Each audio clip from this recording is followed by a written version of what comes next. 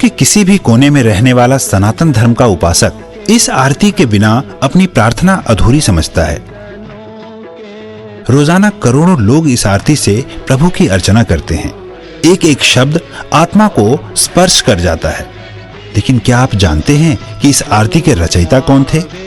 बड़ी विडंबना है कि करोड़ों लोगों द्वारा सस्वर पाठ की जाने वाली आरती के रचयिता के बारे में लोगों को जानकारी ही नहीं है। ओम जय जगदीश हरे। इस आरती के रचयिता का नाम है पंडित श्रद्धा राम फिल्लौरी, जो कि धर्म प्रचारक, लेखक, संगीतज्ञ, ज्योतिषी और समाज सुधारक थे।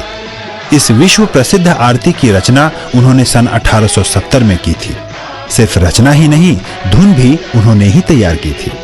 इस महान आत्मा का जन्म 30 सितंबर 1837 को फिल्लौर, पंजाब में हुआ था। इनके पिता जय दयालु जी एक प्रसिद्ध ज्योतिषी थे। बचपन से ही श्रद्धा राम जी इतने कुशाग्र थे कि मात्र 10 वर्ष की आयु तक ही कई भाषाओं का ज्ञान अर्जित कर चुके थे। लोग इस बालक की कुशाग्रता से प्रभावित होते थे, लेकिन किसी को मालूम नहीं था कि इस बालक की रचना युगों तक प्रचलित रहेगी।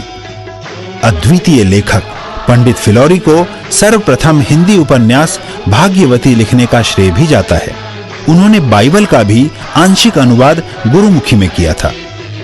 उन्होंने महाराजा रंजीत सिंह के शासनकाल पर आधारित पुस्तक सिक्खा दे राज दी विधियां का लेखन भी किया।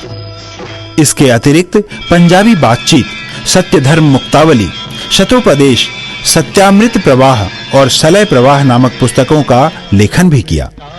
वह समाज सुधारक भी थे। जाति पाति के बंधन को न मानने वाले पंडित जी ने मेहताब कौर से शादी की थी, जो कि सिख परिवार से संबंधित थी। वह बाल विवाह, लड़के लड़की में भेदभाव, नवजात कन्याओं की हत्या जैसी कुरीतियों के विरोधी थे।